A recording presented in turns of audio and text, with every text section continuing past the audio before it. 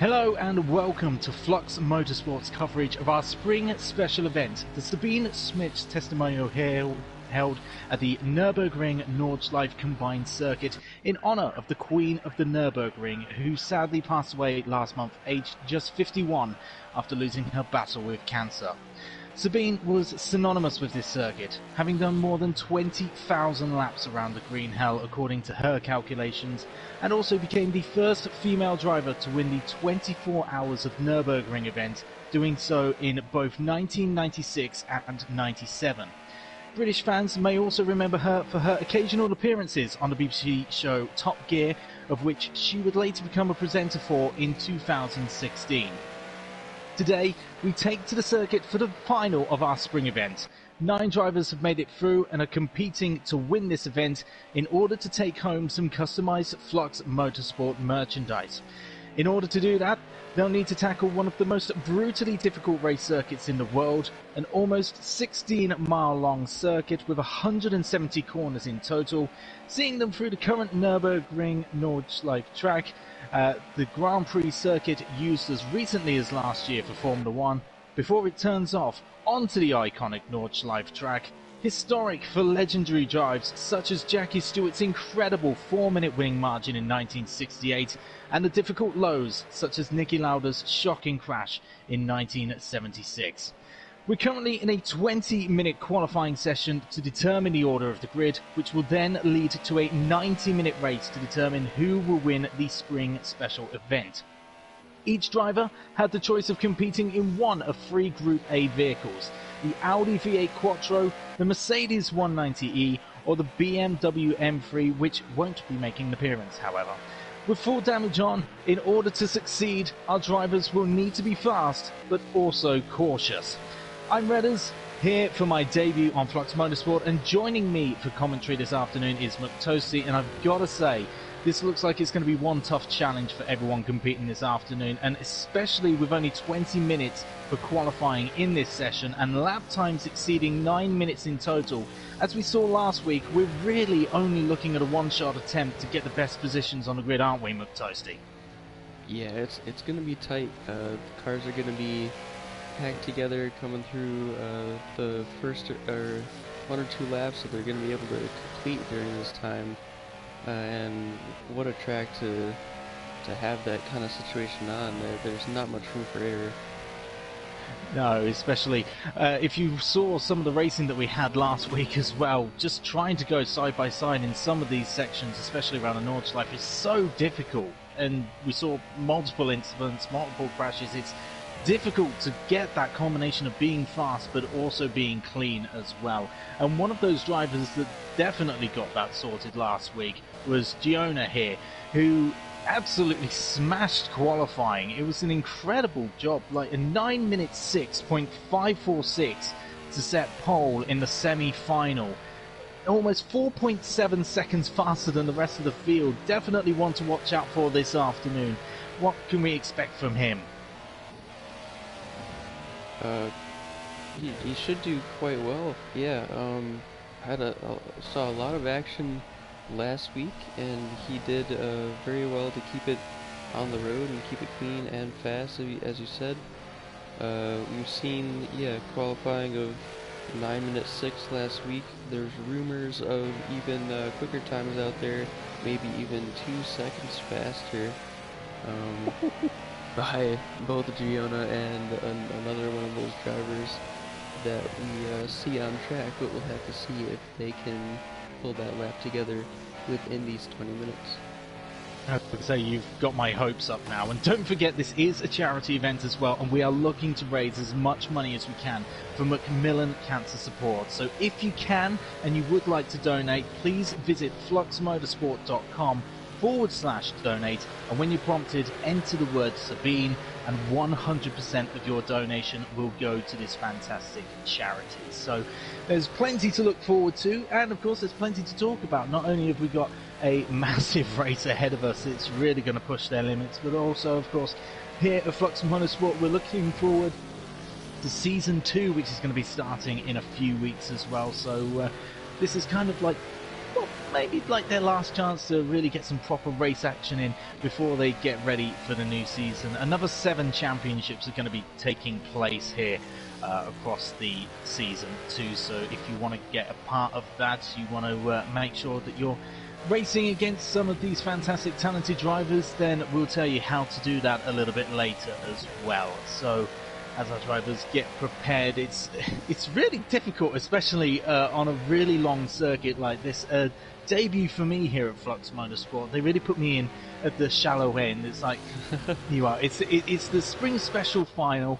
It's the final event, so it's a massive event. The winner's going to win some merchandise as well, and we're just going to throw you in with the shortest circuit. You know, a combined nearly 16 miles. So like I say, it's plenty of time for these drivers to actually get their cars prepared as well. And it's I'm interested in what these drivers would do. Do they fuel to give it that one-shot go, or do they fuel for 2, knowing that maybe a mistake might creep up in the first and they'll just get a chance to sneak in a second if they've gone straight away, like some of these guys have?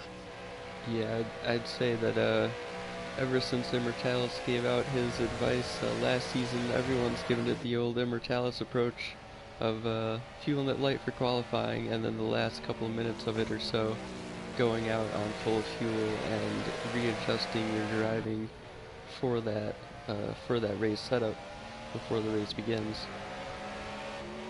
So it's going to be interesting, especially when you've got because that's the thing with a circuit as big as this. You'd think, okay, plenty of time to space yourself out, make sure you've got the clean air, but because of that tight timing, because it's just a 20-minute session, because the lap times are going to be 9 minutes, you get a situation like this where you've got cars following each other, and it's just to make sure that you get to the line in time as well. So it's that really difficult balance of, can you get the space to get a clean lap, but at the same time not get held up and miss out on being able to set maybe a second lap if you need it. Right, and crossing the line with only a couple seconds to go at the end, if they do that, they have the whole lap to do with that pressure over their head, 170 turns. Yeah, just it's high pressure. I'm going to say, and especially just trying to keep it on the track here as well. One of the things when this special event got announced, one of the first things I did was just give it a go myself, and even I was struggling to keep it on the track, and there's a reason why I'm this side of the commentary desk and not out there on the circuit with everyone else. It's you wouldn't want a guy pedaling so slow around the back, but it's one of the things that I definitely found was, like, at parts you're like, okay, this is smooth, this is silky, and then you can see a situation like there. It's quite difficult at other points to keep it on the track whilst trying to keep fast. Yeah, this track seems to have quite a few differing camber angles on each of the turns. Turn by turn can be opposite, alternating camber sometimes. So you really just have to know every corner, as difficult as it might sound. You really have to know. You can't go by the track map and assume that every corner is going to be the same amount of elevation change and adverse camber. You know, it's really one of those knowledge tracks that you just have to drive as many times as you need to in order to get that track knowledge. And interesting, as we're talking about this, and we've talked about how difficult the timing is, we see TGS Unbound has actually gone back to the pits. He's in the pit lane. So if he's going to try and get a lap time, he's really got to be leaving the pits as soon as possible. Otherwise, he'll be starting right at the back here. Yeah, it's yeah, he's in a difficult situation now. I'd assume that was from an accident, pushing too hard to get a banker lap time, and now he's going to be pushing even harder just to get around the track the first time so that he can set his lap on the second. Exactly, as we follow Gr.A then, who set pole position last time. Remember, 9 minutes 6.546 to go, almost 4.7 seconds faster than the rest of the field. So all the eyes really on him as he starts his qualifying lap now, as we're down into the actual Nürburgring circuit itself. Many Formula One fans will probably be well aware of this track, but as we go on, it'll get quite difficult as we get back to the Nordschleife. So as it comes down now to the hairpin, we're going downhill. It's quite difficult here, especially finding the braking, just because it is downhill, but makes it quite nicely. Just gets a little bit wide, but perfectly on the apex there. Back up to the Schumacher-S chicane, named, of course, after the 7-time Formula One world champion Michael Schumacher, who is a legend in his own right. So naturally, of course, why would you not name a section of German circuit after him? So heading down into what would be Sector 3 of just the Grand Prix circuit, but of course it's not just the Grand Prix circuit, so there is plenty of time to be made. And one of the things, especially with a circuit as long as this, is that maybe mistakes aren't that important. If you do make a mistake, it's not so bad, because you've got so much of a lap to still make up time elsewhere. That's true, as long as it's not too big of a mistake and off into the wall. But yeah, little mistakes, like you said, just touching the grass maybe and having to save the car, losing maybe a second or two. There is 15 more miles of the track to make up that time. It is going to be difficult as we watch Gr.A now in a Hatzenbach section of the Nordschleife circuit, and this is where hopefully I don't absolutely destroy the German language. I would do my best, but we also notice that TGS Unbound, who we saw in the pits earlier, has actually left the session now, so we're already down to just 8 drivers left, and we're only in qualifying, so one has already bitten the dust, Toasty. Yeah, it'll be interesting if he can get that car fixed, if his engineers can get that back on the road, and see if he can join back on the track. Hopefully he can. We've also noticed that Luke Snipes has also made it to the pits again now, so without setting a lap time, there won't be enough time for him to come round to do a flying lap, so he will definitely be near the back of the grid. So, and that is the difficulty, of course, is you can afford small mistakes, but you can't afford a big mistake, because otherwise you end up back in the pits and you just don't have the time to come back out and do another lap.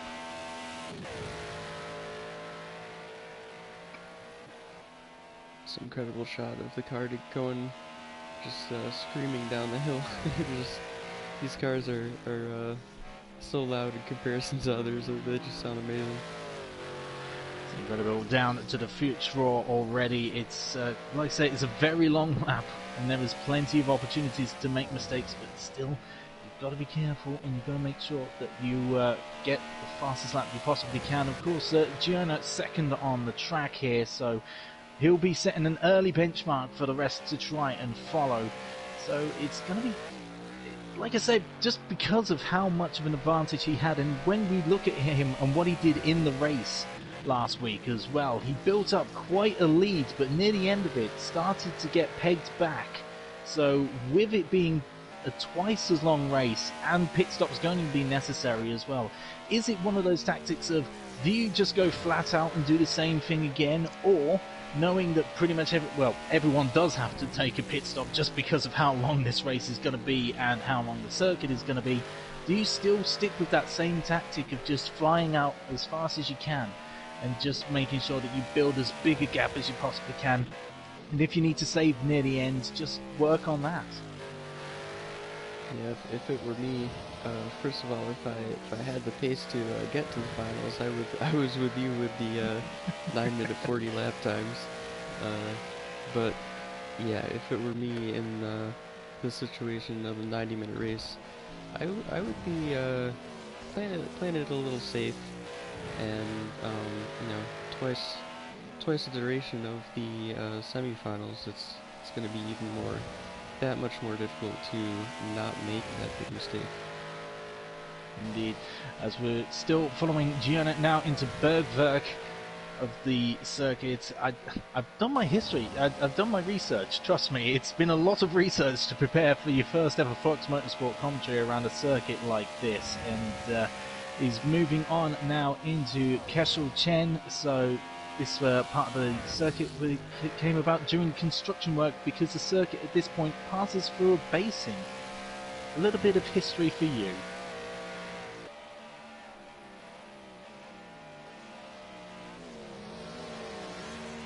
This layout has been the same since 2003, so they have had some studying to go off of, or maybe they've even looked at some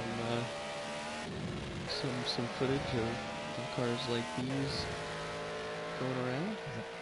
As we've just gone past the first carousel as well, and that's another tricky corner as well, because you can either take the inside line, obviously a lot shorter but a lot less grippy, a lot easier to make a mistake, whereas if you take the outside, of course, it's not so bad, but it is longer and it could lose a position if you're being chased by someone behind as well. So it's that balance of, do you take safe or do you take the risk?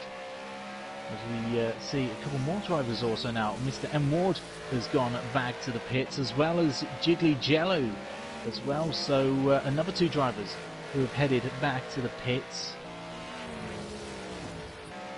Take a quick look at CDN Trooper, who is actually first on the circuit at the moment, I believe. Just making sure. It's definitely very difficult to say. I believe he's first on track 2, should be looking to make the first lap time, but of course there you go, Gr.A right behind as well, so that is another issue that you've got.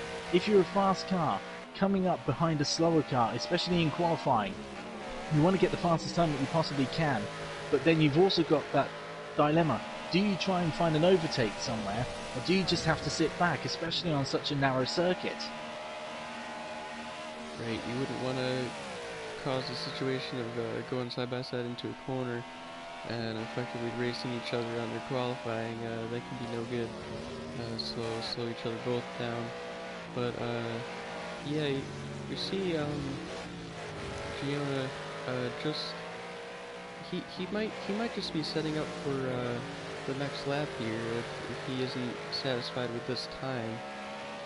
He might just be starting to back off from CDN. It does look like, but we are coming now to the back straights. We are almost at the end of the lap. That's the fun of trying to talk a qualifying lap at this circuit, just because it's so long. And will he pull into the slipstream, of course? And that's also the other side of it as well, is that by being that gap, and look, slipstream there, that's definitely going to be building up the speed as well. Maybe helping him a little bit to be able to get enough of a slipstream without being held up into the final few corners. Maybe even potentially going for a little bit of an overtake.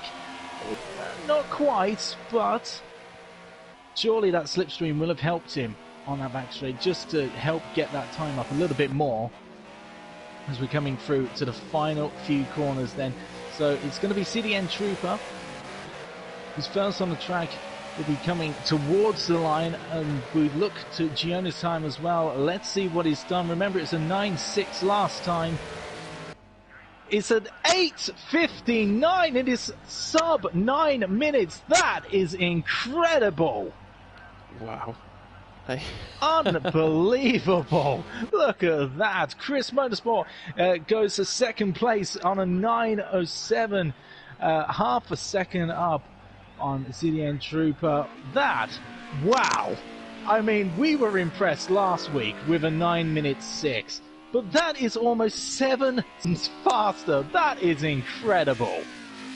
Yeah, like I said earlier, there were rumors of a 904, but that's a whole nother level. Sub 9 minutes. Wow. That has laid down a benchmark. That has put the cat amongst the pigeons. That is an incredible lap time. As we follow Dr. Popford, he's going to cross the line coming down the back straight now. I mean, wow, where do you go from there? fans in the fans watching in the chat, cheering on Gr.A after that incredible lap. That was a mighty impressive performance, but Dr. Potford now coming through the last few corners. Let's see where he'll be able to line up on the grid. And of course, with a couple of drivers also in the pits not having set lap times as well, there's the opportunity to still be quite high up, even just finishing this lap, as Dr. Potford will come and do now. He will jump in to 4th place with a 9:20. So a little bit slower, but as I say, there's few drivers weren't able to set lap times, so that still gets him at least 4th place, possibly 5th, depending on where Luke Snipes finishes. We just got him to go now, and then we'll have our grid ahead of our 90-minute final for the Sabine Schmitz testimonial here at the Nürburgring Nordschleife combined circuit. So what can I say really, just other than I mean, we were following Gr.A just because we knew it was going to be something impressive, but man, could you ever imagine a sub 9-minute lap in these cars? Definitely not after my initial attempt of a 9:40 now. It's fine, we can have our own battle. And oh, that's a spin there for Luke Snipes as well, so that's not going to help him out. But at least in his case, all he really needs to do, even if it's really held him up, all he needs to do is just finish a lap, and it's going to get him 5th place at least. So there's that to help him. But yeah, it's going to be a real big push for the rest of these guys to try and beat Gr.A after that lap time. I mean, it was 4.7 the gap from pole to 2nd place last week. This week it's 7.4. It's almost 7.5 seconds. I feel like someone's been doing a lot of practice over this last week to really nail down every little part of this circuit. Yeah, that and keeping their cards close, not divulging any secrets of their pace. That's for sure. It is absolutely incredible. So through the second carousel then for Luke Snipes as he makes his way now to the back end of the circuit, the final back straight, and then the last few corners. There's still probably about a minute or so, and there's a little lock up there as well, which sent him a little bit wide. Maybe not too bad, but makes it through now to the back straight, piling on the speed, making sure that he gets there as fast as he possibly can. And don't forget, if you are watching and you want to be a part of this as well, our Season 2 Championships will be starting on a week beginning Monday 10th of May, and sign-ups for these series begins this coming week. So if you want to be part of these championships, make sure that you head on over to FluxMotorsport.com and join us. You'll need to have passed the evaluation stage before you can sign up, so if you haven't done so yet, make sure you get yourself ready in time for the new season. Starts in a few weeks here on Flux Motorsport, so make sure that you are part of this if you want to be there and racing with these guys across 7 different championships. Of course, FluxMotorsport.com. You can also find our shop there to buy yourself a little bit of Flux merchandise, as well as signing up to our community on our Discord chat. So make sure you do that as we follow Luke Snipes now as he comes across the line and he gets himself across the line and his position, and that is the qualifying done. So it's Gr.A on a pole with that incredible 8 minutes 59.5. It is Chris 94 Motorsport in 2nd place, 9:07, 7.5 seconds behind. About half a second in front of CDN Trooper, who is in 3rd place, and Dr. Potford, who gets 4th. Mr. M. Ward, Jiggy Jello, Spangmeyer, and Luke Snipes weren't able to set lap times, and that is your grid heading in to our final. So, what can we expect from a 90-minute race? And that's one of the things as well that I'm looking forward to with this event, is the fact that during our normal season, these races are 45 minutes long. So it's not just a 45-minute race, it's double that. They've got to do twice what they are used to here. So will fatigue play a part in this? Well, the other thing we have to mention is that accelerated tire wear is on as well. So it's going to be a battle of consistency and fatigue, and also tires and fuel and strategy. There is a lot of things to focus on here as well. And if you're wondering what championships will be taking place over Season 2, on our Tuesday evenings you'll have the Touring Car Championship. That is 8 p.m. UK time and 3 Eastern over in America. It's the GT1 Championships on Thursday. Same times again, 8 p.m. British Standard and 3 p.m. Eastern over in America. The same also for Friday on our GTE Championship, and on Saturday with our LMP2 Championship. But if you are over in America and you want something a little bit more your time, 8 p.m. Eastern and 1 a.m. Sunday UK time on a Saturday evening is the IndyCar Championship. And then on Sundays, we do the GT3 Championship. That is 8 p.m. British time, 3 Eastern in America. And Sunday is the Stock Car Championship. That is 8 p.m. Eastern and 1 a.m.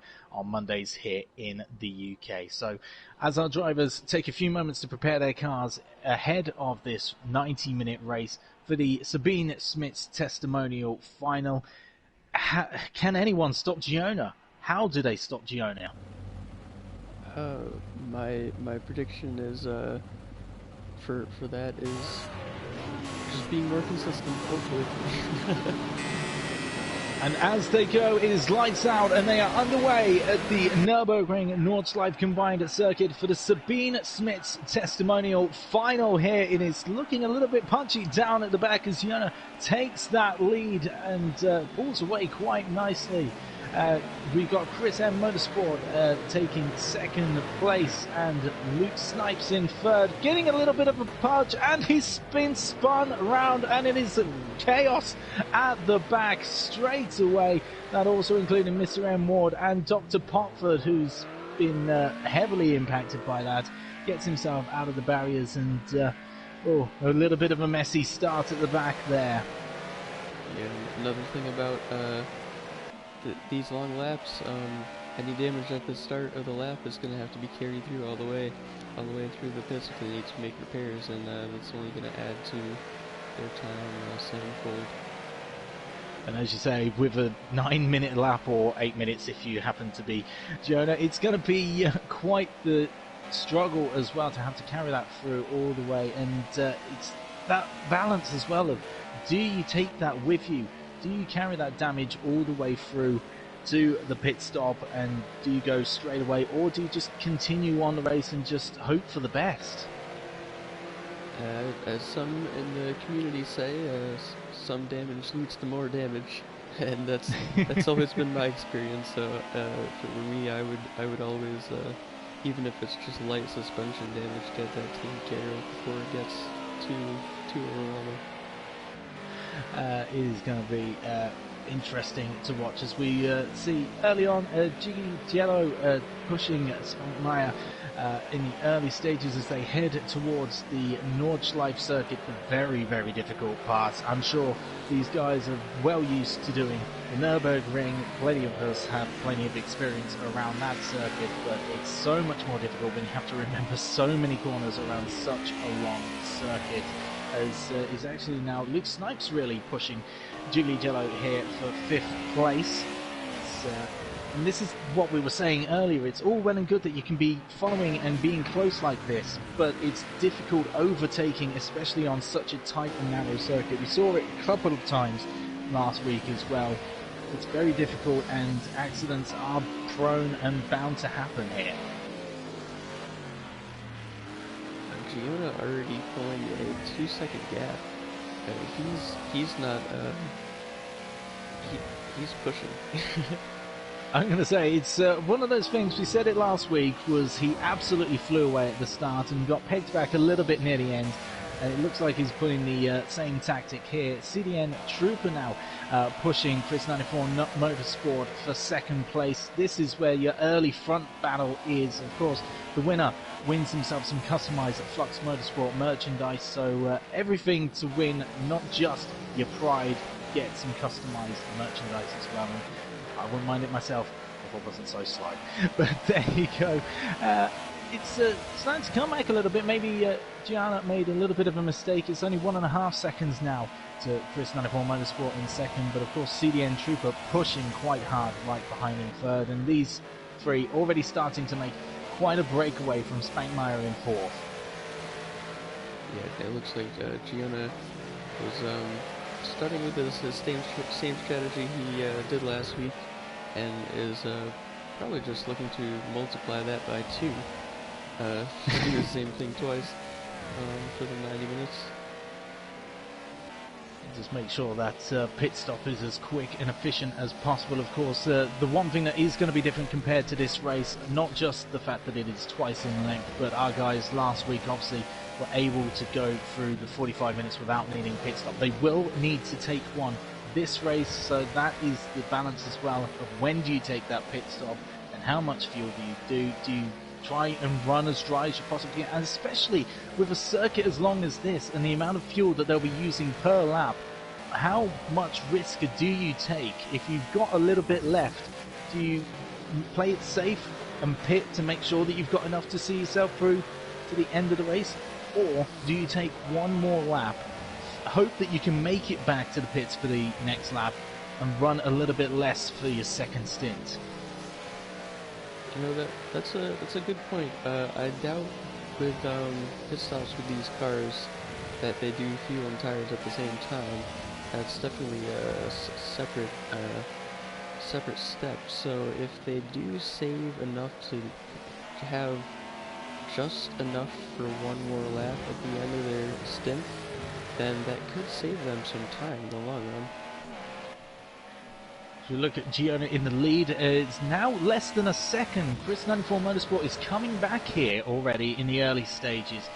Managed to pull away a 2-second lead, but already now cut down in half. So it's one of those interesting things. Is Gr.A maybe playing it a little bit safe in these early stages? Has there been a few near misses already, and he's just suddenly decided maybe you should play it a little bit safer and just make sure that you keep the car intact in one piece, because that's something that he did so well last week, and can he do it again this time around?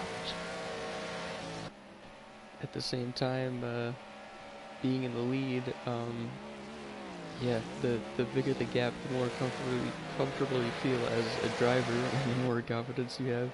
And it being down to 1 second or below that for however long that gap stays, it's yeah, it starts to build the pressure on you.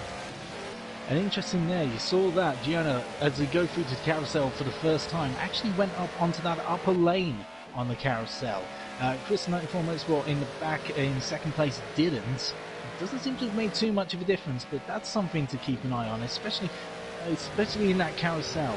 The changing of the lanes, especially with the grip levels and the cambering of the corner, that can really upset a car. So the fact that Gr.A has that confidence to be able to do that, that is something else as well. Yeah, it looks like he carried just a little too much speed, but not enough speed to have the car jump out of the carousel like that. Unloaded the suspension enough for him to lose a little bit of grip, but he was able to collect it back. We're looking now, these top three really pulling away already. Spankmeyer in fourth, already 6.5 seconds off of Gr.A's lead. These two not letting Gr.A get away with it. Chris 94 Motorsport in second place, as well as CDN Trooper in third. Just hanging on here. It's looking good. This is a little bit more competitive than we were expecting, especially after last week. So it's a good start to see this, especially when you saw the qualifying lap time as well of Gr.A a few moments ago, and we thought, how is anyone going to stop him? It's good to see that in the early stages at least, we've got this close competition. Although, as I say that, where has CDN Trooper gone? He's fallen a couple of seconds back now. Has there been a mistake for CDN Trooper? It looks like he got a tire on the grass and the car went sideways there, but just out of shot of the camera, looks like a 2 second gap between him and second place now. That one has opened up, but Chris Motorsport in second place, still hanging just around about that second gap as we come round to the back end of the circuit. So a little bit of, as Gr.A takes a little bit of grass there, so let's see how this slipstream effect works. We saw it work so well in qualifying for Gr.A on his fastest lap. Let's see how much Chris 94 Motorsport can close up here. He's already made a couple of attempts already, so he is benefiting from being in the slipstream. But in this early stage, you're only about 10 minutes into this race at the moment.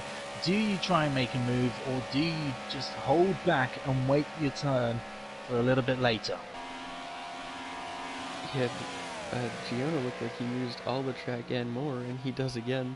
Let's see how aggressive he is to do these last couple of corners. They're very tricky to get right with the braking.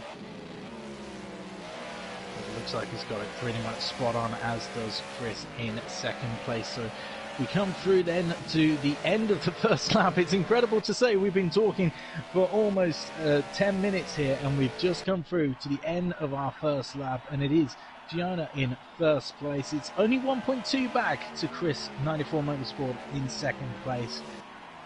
In third place there, CDN Trooper, just a little bit further back. In fourth place, we've got Spankmeyer, kind of pretty much running his own race at the moment, which I guess, in a way, when you've got such a long race and you've got such easy opportunities to make mistakes and damage the car, I guess that's kind of what you want in the early stages, just having that little bit of a gap, just with no one in front, no one behind you, just able to run your own pace. If there's a mistake up at the front, it's not so bad. At least you've got plenty of time to react to it and possibly take advantage, and no worries about what's happening behind you either. Yeah, Lucky in the chat saying 1 down, 8 to go. Do you think we're predicting 9 laps, or could we go 10? It's going to be a difficult one, because obviously they did 5 laps last time out in the semi-final in the 45-minute race, but of course you could possibly go for 10 laps, but as we say, there are pit stops to take into account this time, so that could definitely slow things down. As I noticed, CDN Trooper name goes red, which means he's picked up a penalty. Let's see what we've got for that then. It's a 2-second time penalty. Of course, that's one of the things you've got to keep out and keep aware of as well, is the track limits are on, so you can try and push as hard as you want, but you've got to make sure that you keep it in on the track and make sure that you avoid those mistakes, because you don't want to be costing yourself time like that. Yeah, it's difficult to get right. The GP part of the circuit is notorious for some of its track limits, so it's yeah, it's hard. It's difficult to make up any time in that section while using the same. It seems slightly inconsistent, the track limits on the rest of the track in the GP. And have noticed that the Chris 94 Motorsport has fallen back into CDN Trooper's grasp here. Gr.A now with a near 4-second lead, so it looks like Chris may have made a mistake and brought himself back into the fight with CDN Trooper as well.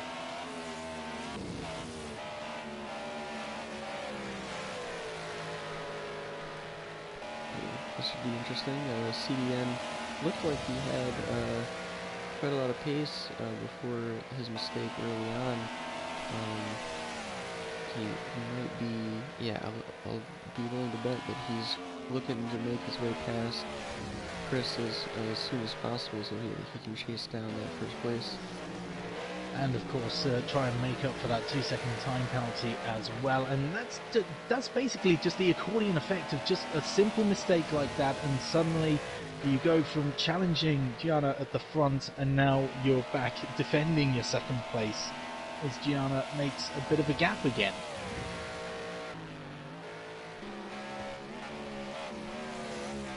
Yeah, 3.5 seconds. I think what was the race? Oh, big lock up there. What was the race lap record last time around? Was it 9 minute 12? Yes, Gr.A did a 9-minute 12.035 in the semi-final as the fastest lap of the race last time out, so there's still plenty of time to be made up here, obviously from a standing start on their first lap, so we won't really get the first respective proper times until they come to the end of lap 2. So we'll be able to see there as it's now just teetering on that 4-second gap, so although that being said, Chris has made about just 4 tenths just in that section alone, so maybe a little slight error up ahead by Gr.A, but it's looking like a really close battle between these two, and I think that's one of the things that I'm looking forward to, is that whilst you've got to drive and whilst you've got to be careful for an hour and a half, on the other hand, you've got the chance to be having these tight battles all the way along, even with such a massive circuit. Right, and with only with 8 cars, we're used to seeing 16 car grids in our races during our season. I would have expected them to be a bit more spread out at this point already, but they seem to be sticking together, which is great for watching. It's just exactly what we need for a final like this as well. And don't forget, if you want to follow everything that we do here on Flux Motorsport, you'll be able to follow our social media pages. All you need to do is check out @Flux Motorsport, and you can find that on Instagram, Twitter and Facebook to see all the latest updates from Flux Motorsport, including, of course, as we look ahead to Season 2 of our 2021 championships that will be starting in a few weeks' time. If you want to be a part of that, all you need to do is head to FluxMotorsport.com and make sure you check out how to get involved there. As we get to quarter of an hour of the way through, we've got 15 minutes down, just 1 hour, 14 minutes and 47 seconds to go. Nice, nice easy Sunday stroll for us here, especially us sat in the booth, as we head up to the I was about to say head up to the campsite. I think I might be a bit ahead of myself here, but as we get round, nope, we are there. See, I do know my track circuit very well. And as you see the entry, but keeps himself right down low, unlike John. So kept it tight, kept it neat, and didn't lose control there, which keeps him nice and tight behind Flux Motorsport in second place.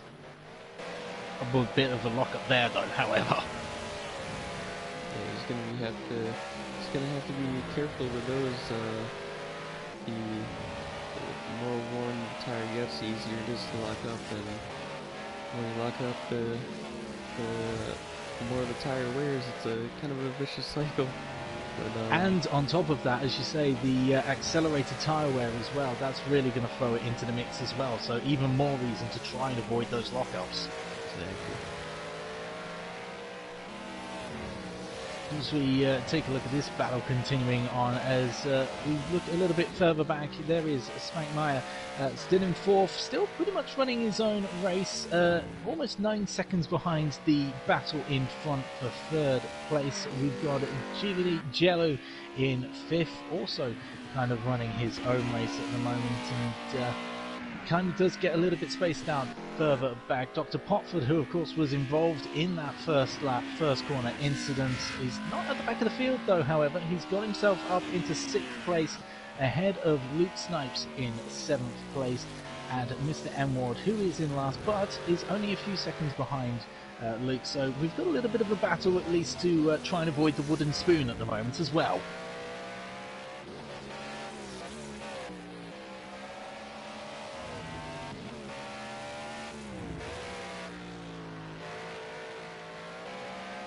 Going back to our talk about the championships coming up.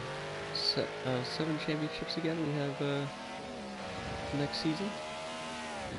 Yes, we've got 7 of them, so there's plenty of choices depending on what you like. What is your preference if you want to be involved in this? We've got the Touring Car Championships on the Tuesday evening. That is 8 o'clock British time and 3 Eastern over in America. If you want to be part of the GT1, as Mr. M. Ward finds himself a little bit of the barriers there, the GT1 Championship takes place on Thursday evening, and that'll be the home of us two for next season as well. That is 8 PM British time and 3 Eastern over in America. It is the GTE Championship on Friday.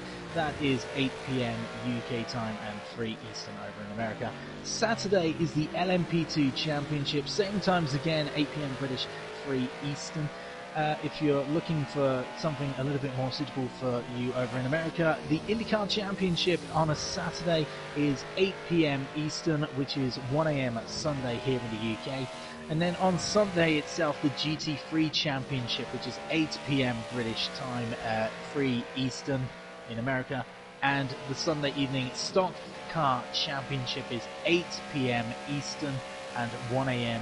UK time here in Monday. So if you want to be part of those championships, all you need to do is head to FluxMotorsport.com and sign up, as we got to get over to second place. And what's happened here? There looks to have been a bit of an incident there, as CDN Trooper and Chris at 94 Motorsport, did they come together? I just quickly saw that there had been a swap in a position, and as we just get to it, it looks like we may have just missed a little bit of an incident there.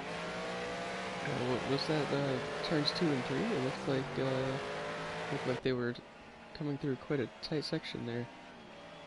It did, and the fact that they were quite on the inside as well, it's not where you would expect them to be, so it looks like something must have happened between those two. So Jim just missed out on that, but I'm interested to see what's happened there. Chris has managed to keep himself in second place, but yeah, for a brief moment it did look like CDN Trooper had got ahead, so I'm intrigued as to what must have happened between those two at that point.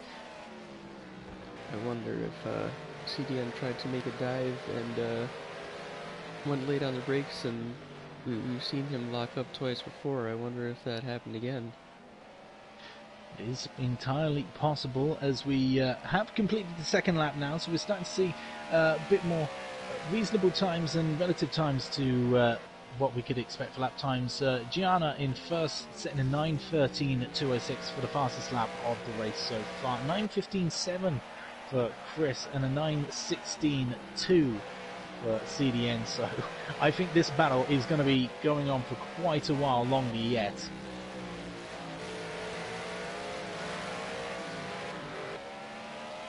Yeah, it looks like the battle for the podium spots is about 8 seconds apart from 4th place.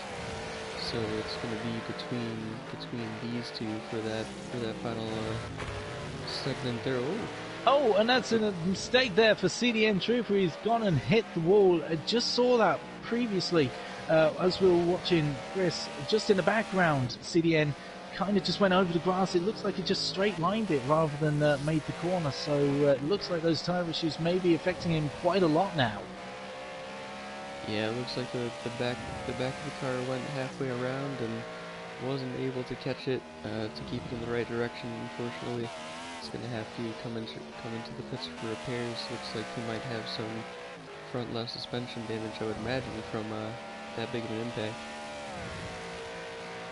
And that is the difficulty of the green hell. It is so easy to make a mistake around here. It's so easy to make a lockup, and there's nowhere to go when you do such a thing like that. So it's going to be one of those races of attrition, really, isn't it? Just being able to hang on and just hold on for as long as you possibly can, just to make as few mistakes as possible, as Gr.A now takes a 5-second lead over Chris. And maybe Chris maybe a little bit relieved that CDN made that mistake. It just gives him a little bit of breathing room to maybe just pull out a little bit of a gap now.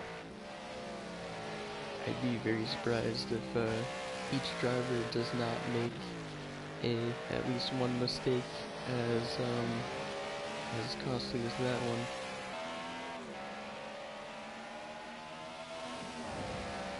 As we take a look further down the grid, let's go to Dr. Popford, still in 5th with a 9:24, so it's a little bit further off the pace of the guys in front. But as we say, it's one of those.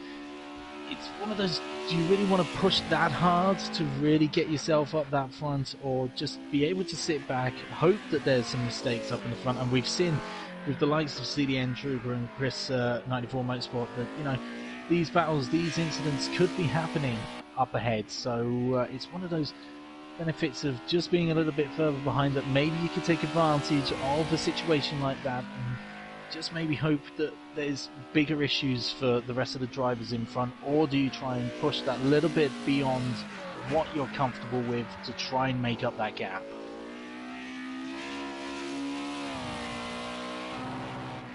Right, so what we were saying before, yeah, I'll set them championships available for next season. Very different motorsport disciplines, and if you would like to watch any of the previous streams, they are all on YouTube along with highlight videos from last season. One of my personal favorites that had a lot of action and some great overtakes was GT3 at Bathurst. That was just an incredible race. Well, that was brilliant. I mean, I didn't personally get the chance to watch that live, but I did watch back the highlights, and just the incredible battle that went on for ages. It was amazing to watch. Yeah, it really was. I can't wait for more action like that in the coming weeks. And you'll be able to see plenty more of that, so make sure that if you're not taking part in it, of course you can watch it on our YouTube channel here on Flux Motorsport. All you need to do is, when you are here on Flux Motorsport, make sure that you subscribe and click that bell icon. I've always wanted to say that, and now I've had the opportunity to, as we have a little bit of a battle here right at the back of the field between Luke Snipes and Mr. M. Ward, trying to fight for 6th place here now. So looks like maybe we've dropped out another driver, as Luke Snipes ends up into the barriers, into the grass, and again, it is just that difficult nature of this Nordschleife circuit, but still manages just to hold on here to 6th place. I'm still getting confused by that. Who has dropped out? It looks like we've lost Jiggly Jello, who's disappeared from our grid. So it looks like we've lost one driver already, and that is the war of attrition. Can you hold on until the end? We have lost one driver so far. So this now the battle for 6th place. I believe Jiggly Jello was in the Mercedes as well, so it's becoming more and more of a war between the Audis. It is indeed. It is just Dr. Popford and, well, I was going to say TGS, but TGS has gone as well. So it is literally just Dr. Popford left representing the Mercedes. Every other driver still remaining in the Audi Quattro V8. So almost like a one-tier championship now. It's a one-make with a road Mercedes in the mix. Just to be that little bit different.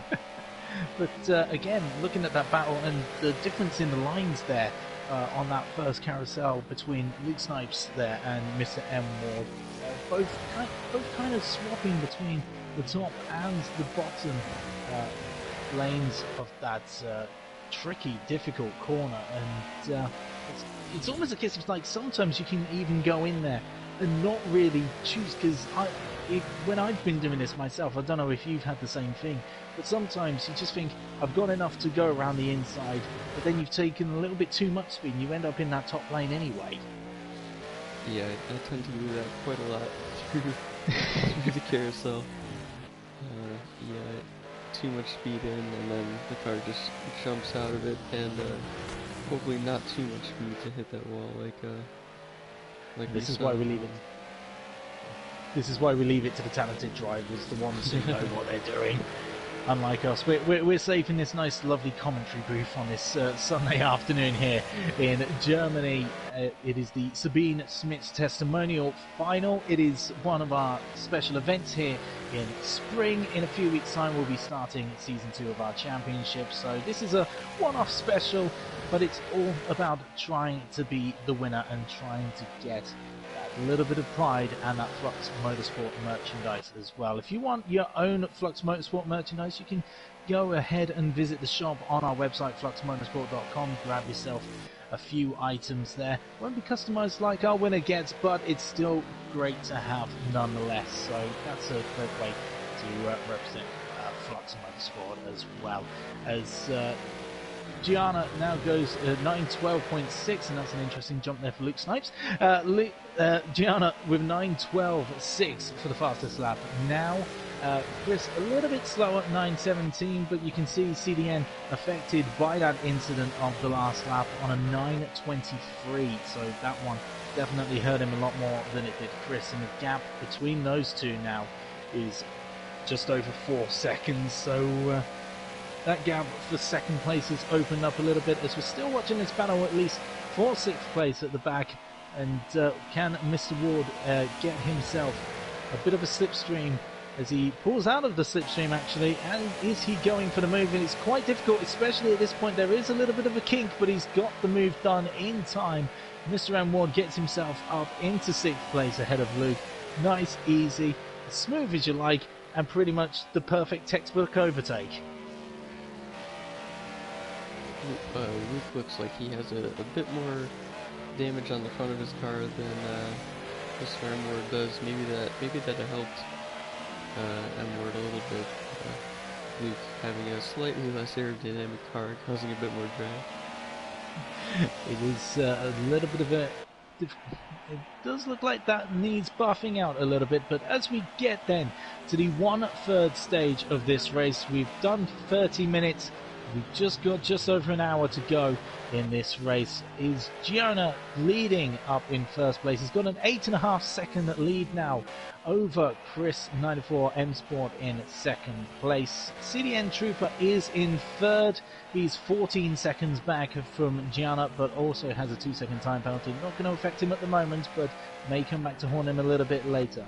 It is Spankmeyer in fourth place, 25 seconds down on the lead at the moment. Dr. Popford is in 5th place, the sole Mercedes left in this race. And as we've been watching, Mr. M. Ward in 6th, and Luke Snipes trying to go up on the inside and take 6th place from Mr. M. Ward. This is the battle that we've been looking for. Look at it, absolutely fantastic. Swapping places again, and Luke takes back 6th place. It's great to see. Oh, it looks like he's going for a move again.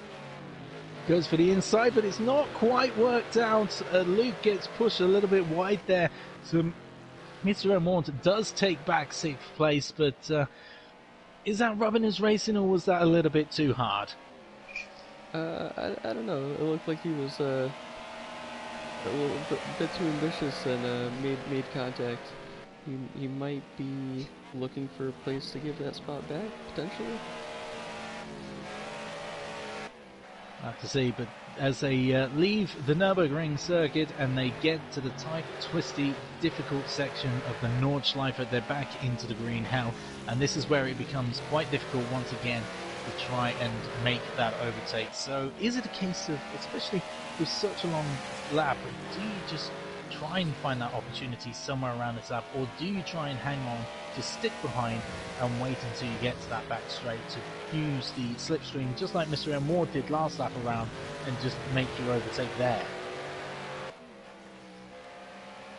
Yeah, I think he knows he has that straight line advantage now with the condition his car is in, and yeah, he could just wait for that straight and then defend from there until the straight comes again. But for Luke, as you say, with that damage that he's got, how difficult is it going to be for him to be able to hold on to that gap? As you see, he's actually starting to fall a little bit behind now, over a second difference now. How does he hang on through this section to hopefully just be able to be close enough for that back straight, knowing that it's still a good few minutes away? It's difficult. We don't know how much damage he has, how much damage he really has, if it's suspension or driving with suspension. Any suspension damage is difficult, and the more you get, the more the car wants to pull to either side and becomes more unpredictable. So yeah, I'm not surprised that he's falling back a bit here.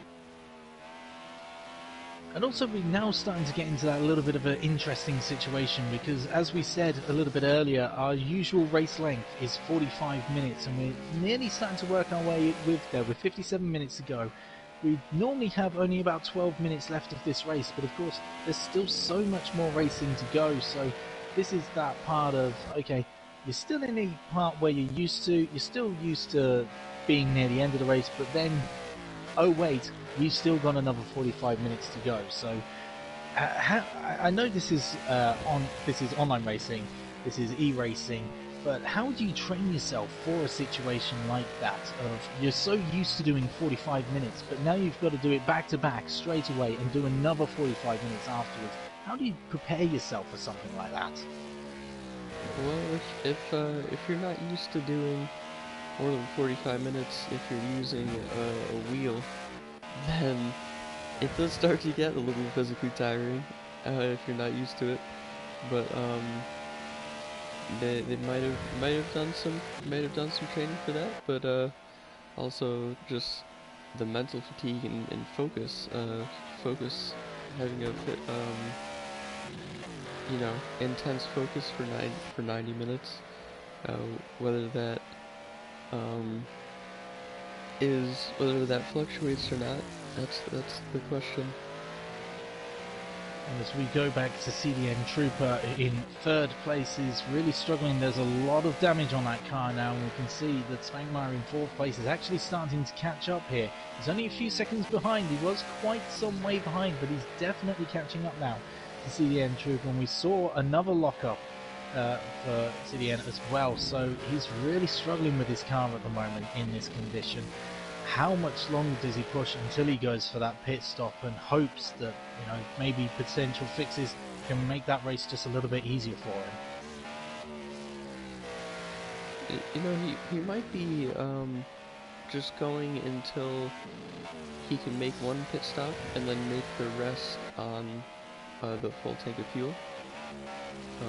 So whether that's a third of the way through the race, 40% through the race, I'm not really sure. I didn't go down to the pit lane and ask about fuel tank size and mileage, but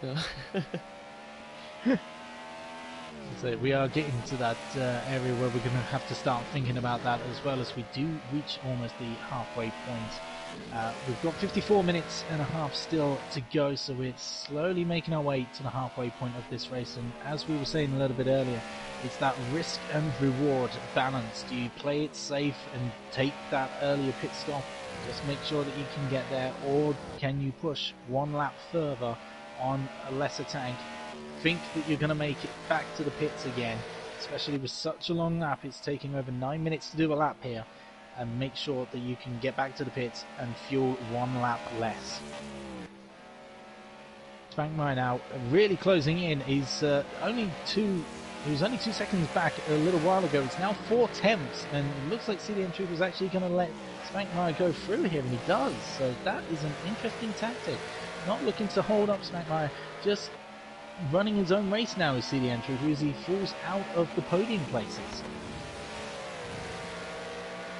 That's very interesting. I wonder if CDN has got more damage on the car, and he was just keeping it steady.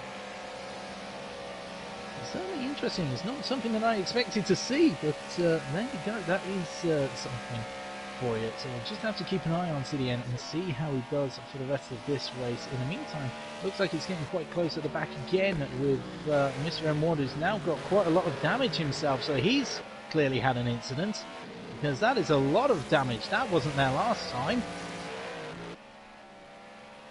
Yeah, M. Ward now looking like he has much more damage than Luke does. Looks like the tables have turned a bit here.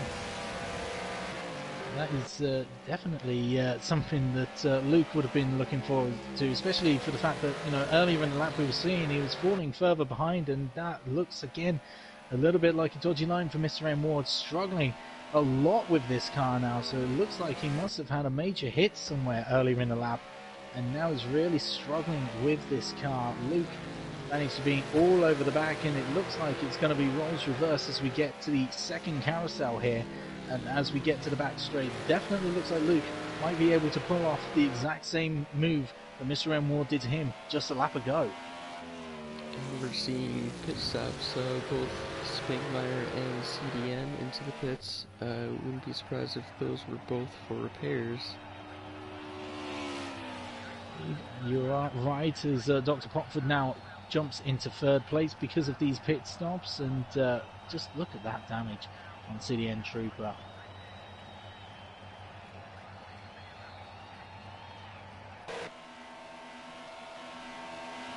We head back, so it does beg the question, as we see a couple of pit stops ahead, does that mean Mr. M. Ward is likely to do the same thing as well? Would you expect a pit stop from him as well?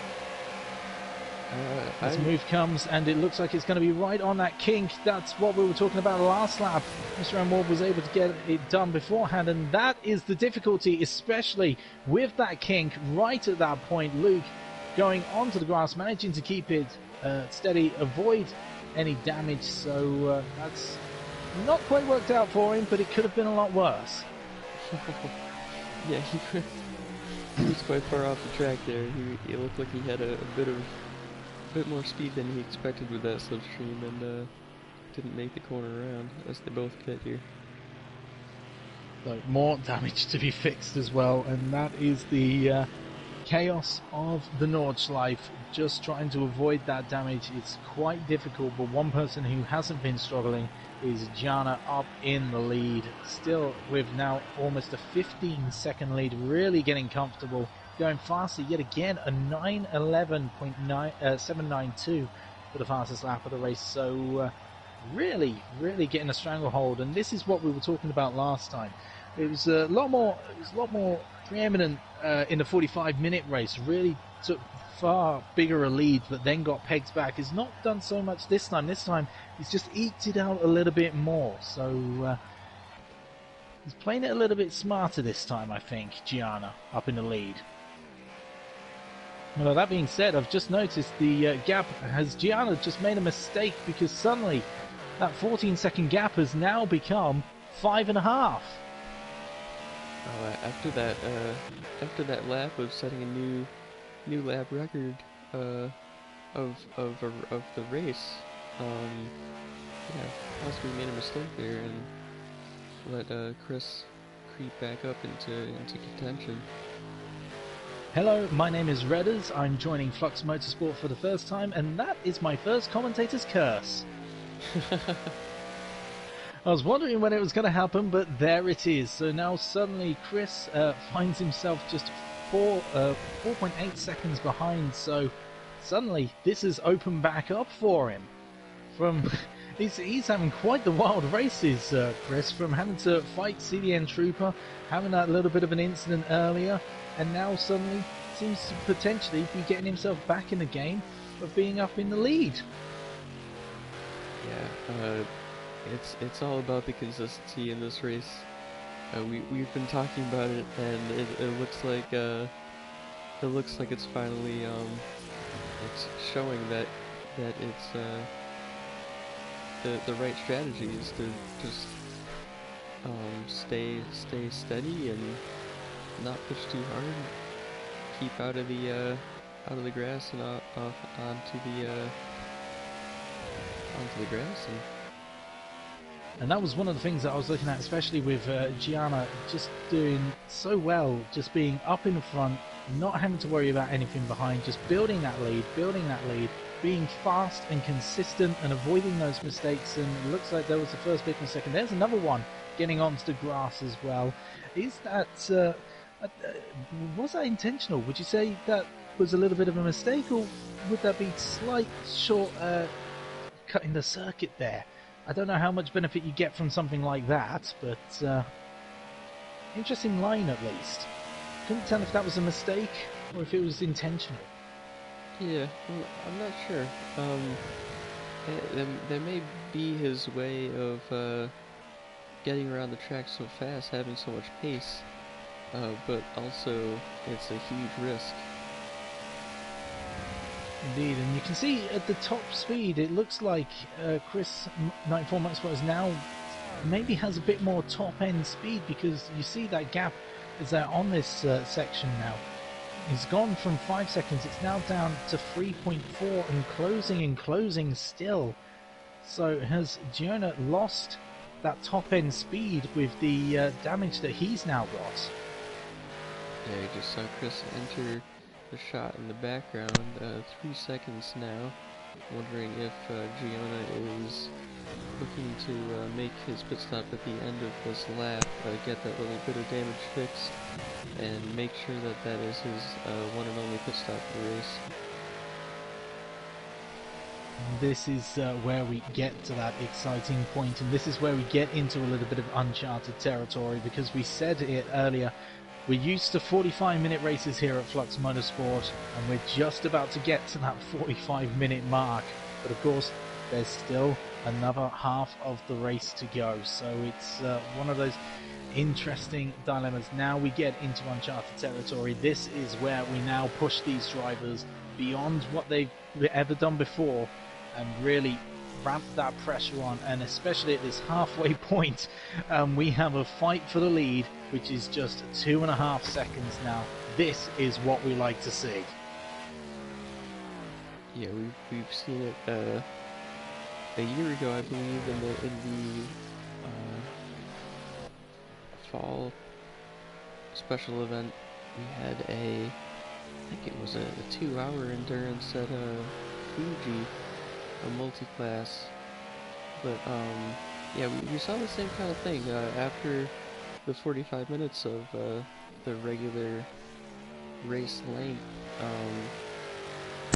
There were only a few drivers that seemed to stand out that really had that endurance strategy planned out, and that mental endurance, and able to keep going consistently. The gap is now under 1.5 seconds, so Chris is now really closing in. Remember, at the start of this lap, it was about 14-15 seconds, so Gr.A made a mistake somewhere, and now it's really closing in, and Chris could potentially be looking to overtake here on the back straight. Can he get close enough to get that slipstream advantage, pull himself in? And we know that he's got the top speed advantage, so this is really something that we need to be looking at as we go past the halfway stage of this race. I want to go through the grid, but right now I don't want to go anywhere, because this is looking like a potential fight for the lead. And just imagine if this was a 45-minute race, this would be the back straight for the end of the race. This could be the moment to decide the winner if it was 45 minutes. So this is all the excitement that we need right now as Flux Motorsport, as Chris really closes in, uses that slipstream, really gets right behind, goes past, gets the lead, and Chris eMotorsports has taken the lead. The first time that Gr.A has dropped out of first place in this race. We've got to the halfway point, and this is where we really see now what these two drivers are made of. Chris 94 M Sport has taken the lead as we get to the halfway stage of this race. He continues on for another lap then. Will Gr.A pit? Yes, he does. So Gr.A comes in for a stop in second place. Has there been a lot of damage done there? It is Dr. Potford in third place, still running kind of by himself at the moment, but still yet to pit. CDN Trooper is in fourth place. He has stopped already, as has Spankmeyer in fifth place, as well as Luke Snipes in sixth, and in seventh at the back at the moment, Mr. M. Ward. So those lot have pitted. It is just Dr. Potford and Chris 94 M Sport who are waiting to pit yet. So this is where we get into uncharted territory, into this second half of the race, and where we really see the strategy play out. Now, the question is how much damage has been done, and what does Gr.A do now to get back into the lead? Because this is something that we haven't seen so far in this testimonial event. Gr.A not in first place. How does he come back? Well, it's interesting that Chris has gone another lap, like Lil God says, commenting. Interesting to see how it's going to play out. going light on the fuel, could it give him a slight advantage of how long the lap is of having a slightly lighter car? As we've mentioned, it is that risk and reward. We've said it a few times. Do you push with a little bit of a lighter fuel load, and do you try and make it all the way back and see if you can get a extra late pit stop to be able to run a little bit less fuel in the second half of the race? Don't forget, of course, this is a charity event, and we are looking to raise as much money as we can for Macmillan Cancer Support. So if you can and you would like to donate, please visit fluxmotorsport.com/donate, and when you're prompted, enter the word Sabine, and 100% of your donation will go to this fantastic charity. If you've loved what you've seen so far and you want to be a part of this as well, you can do. Our Season 2 championships start on the week beginning Monday 10th of May, and the sign up for these series begins this coming week. So if you want to be a part of these championships, make sure you head on over to the website fluxmotorsport.com and join us. You'll need to have passed the evaluation stage before you can sign up, so if you haven't done so yet, make sure you get yourself ready in time for the new season. And I'm going to say it's like, if last season was anything to go by, we got to the final round of every championship with all titles still in the balance. So it's anyone's game here at Flux Motorsport, and that's the best thing about this. Yeah, that really was incredible going into the final week, really not knowing who was going to take each championship, and it was quite exciting being a part of that, and just watching the highlight videos after I already knew the results. It was great. And that is another thing that I'm really looking forward to, is just seeing how tight and close as Gr.A just hits the wall again. It's not what you need, especially on your out lap after a pit stop, to fix those repairs. You just want to avoid those tiny mistakes as well. Just take a quick look at the timings. It's a 2-second time penalty for Luke Snipes, so possibly a corner cutting infringement there as well. Track limits. It's really tight, really difficult to avoid those track limits here, but you've got to keep it on the grey stuff. It's really difficult even in the Nordschleife section to be doing that, but that's just another headache that Luke definitely didn't need. I think Chris made a really good call doing that extra lap, and Gr.A, it made it seem like Gr.A felt like he needed to push after seeing that he was a minute behind, even knowing that Chris had to make that pit stop because he wouldn't know what that gap would be exactly, feeling the need to push and then making a mistake. It's just another way of forcing a driver you're racing against into a mistake without even being close to them on track. It's that mental game. It's not just all about being fast, it's pushing your opponents into mistakes, even if you're not nearby them, although it does look like Gr.A is starting to close a little bit. It's kind of kept steady at the moment, but he has been closing a few seconds over this lap, so it's all about Chris's pit stop and how long it's going to take him to be in the garage as well. It's that interesting balance, but of course, as we say, by going at least a lap later, he will need to take less fuel for his stop as well. So it's that chess game. We're in the chess game right now, aren't we? Yeah. I was wondering about tires. We talked a lot about whether a driver might be on soft tires versus hard tires. Do you know if these cars have a choice of compound? Your guess is as good as mine on that one, to be completely honest, but that would be an interesting, but especially around a circuit like this as well. The soft tyres might get you a lot of time, but they would wear out a lot quicker, and especially with the accelerated tyre wear as well, it's something that you really, you'd have to be especially good on the softer compound to be pulling that tactic off, I think. Yeah, I was wondering if they do have a choice of compound, if Chris would be on the hard tires, that would give him quite an advantage and make his pace even that more impressive. Just being consistent and several seconds off the pace of the fastest time, but yeah, just keeping that consistent time, lap after lap, and not having to change tires during a pit stop, that could make all the difference. And that would be a brave choice, especially for an hour-and-a-half race around a circuit like this. So that is one of those dilemmas that I think now Gr.A is possibly going to be pushing Chris into, because as we see, the time is still closing down now. It's now under 54 seconds.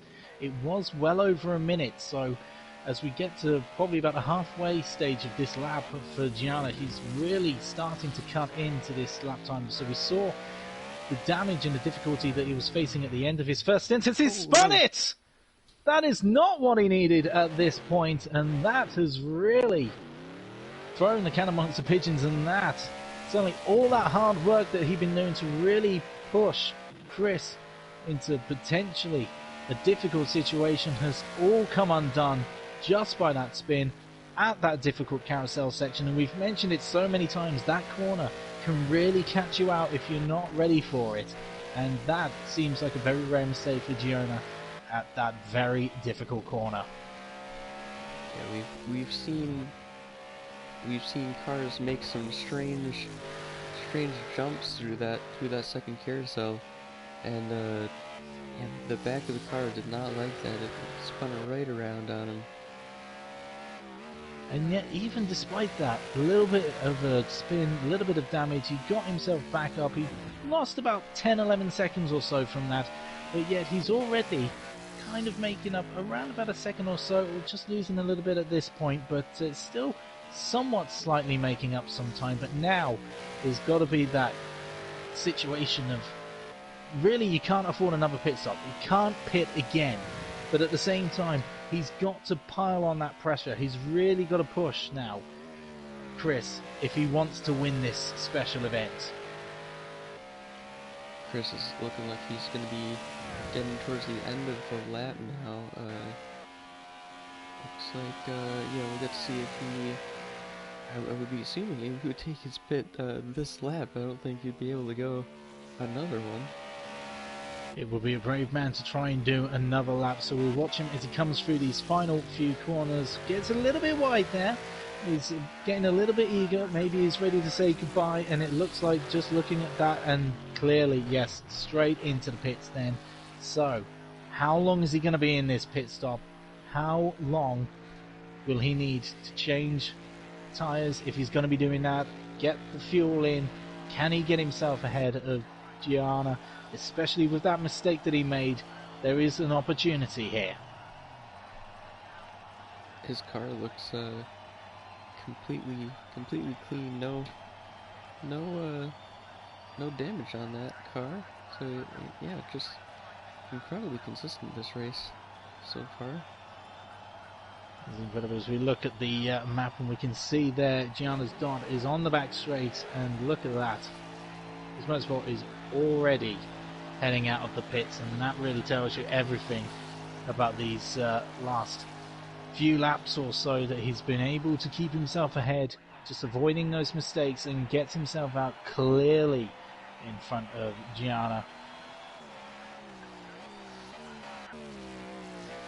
You see, he's just coming through the final few corners now, so this is where the work has got to be done. He's a long way back now, and having been leading pretty much this whole special event, not just this race so far, but also last week's semi-final, now finds himself being the chaser rather than being the hunted, and that is a difficult position to be in, especially when you've been so used to being the hunter as well. But when you're being the hunted, sorry, you're used to that. But when you're the hunter, it's difficult enough. You know, it's easier when you can actually see them, but being 20 seconds behind now, he can't see Chris in front of him. How difficult is it going to be to really close that gap back up and try and get himself back into that first place? Well, we've seen Giano's qualifying lap. We've seen that he can do a sub 9 minute. We've also seen that he can do steady 9 minute 11, 12 seconds slower than his qualifying pace. Should be able to consistently put in a 9 minute 11 lap. I'm wondering, Chris's fastest lap was a 9:18, I believe, 7 seconds a lap. Oh, I don't know. We can see it here. The best lap for Chris is a 9 minute 15. For Giano, it's a 9:11. So it's about 4 second difference in their absolute fastest lap so far this race. So that really goes to show you. And that's plenty of time. With the amount of time that we've got left, we've still got about a third of this race to go. We've got just over half an hour left, so there's still plenty of time for Giano to make this time up. And he's slowly, just slowly, closing that gap back up. It's time to be done, but he's got to make sure that he doesn't make any more mistakes. Right, if he steadily puts in those 9 minute 11 times as equaling his fastest lap, it should gain him about 12 seconds over half an hour. And then of course there's the Chris being under pressure when he gets close, seeing him get closer. If Chris can continue the consistency and not make any mistake, ending up in first and, you know, having to deal with that pressure. We're in it for the long haul, folks. We've still got half an hour to go, so let's take a quick look at the order that we have at the moment with 30 minutes remaining. We've done an hour's racing. There's 30 minutes to go. In the lead at the moment is Chris 94M Sport in first place. There he is. 18 seconds ahead now of Gianna in second place. It's third place for Spankmeyer now after being let through by CDN a little bit earlier on. Now gets himself, he's still about 55 seconds behind Gianna in second place, but he's got a 12-second lead over Dr. Potford in fourth place. He himself another 11 seconds ahead of CDN Trooper, who has that 2-second time penalty. Luke Snipes is in sixth place, also with a 2-second time penalty himself, and Mr. M. Ward is in seventh place. So we've still got 7 left. We've just got under half an hour left. If you want to be part of Flux Motorsport yourself and you want to be getting involved in any of our future championships, sign-ups for Season 2 starts this week, actually. To sign up for it, the actual championships will start on the week beginning Monday 10th of May. So if you want to be part of our Season 2 championships, and as we were saying earlier, it got very close in Season 1. All 7 championships went to the final race of the season in order to determine our champions. If you think you can be part of that, all you need to do is head on over to fluxmotorsport.com. You can sign up and become part of our community there. You do need to pass an evaluation drive before you can sign up, so make sure you get signed up and you do that as soon as you possibly can, and you can take part in a number of our championships, including Touring Car, GT1, GTE, LMP2, IndyCar, GT3 and Stock Car. There's plenty to be choosing from, so make sure that you join us here at Flux Motorsport as soon as you possibly can if you want to be part of Season 2. Looks like Mr. M. Ward is catching up to Luke again, so we might be able to see that battle resume. And that's been an entertaining battle in itself, hasn't it, so far this race as well. And I believe you've been part of some of the championships that were taking part in Season 1 as well. So how did you find it as being one of the drivers involved? Yeah, the LMP2 and GTE championships I was a regular driver in, as well as jumping in as a reserve in a few IndyCar and Stock Car races. But only when they had to road courses. I'm not much of an oval person, even though I'm American. But yeah, it's entertaining. Driving a stock car on a road course. It's incredibly challenging, but very interesting racing. Terrible brakes on the cars, which you have to brake before there are braking boards, which is it's just hilarious to me. Um, I'm not sure if we're taking the modern stock cars around for next season, or if they're choosing a different car for that series. But oh, Giona Oh, spinning another again. mistake. Just again, not what he needed. He was starting to close up. At one point, he was about 14 seconds behind, so we had been closing. But now it's up to 18 again. So again, that hard work that he's been doing is that real difficult, and that's the point that we were trying to make. Is you've got to go as fast as you can to make up that gap, to close it up, to try and get yourself back up front. But at the same time, you can't make the mistakes like that, because just those tiny mistakes now, when the clock ticking down, you're just running out of time. You can't make those mistakes if you want to be winning this special event.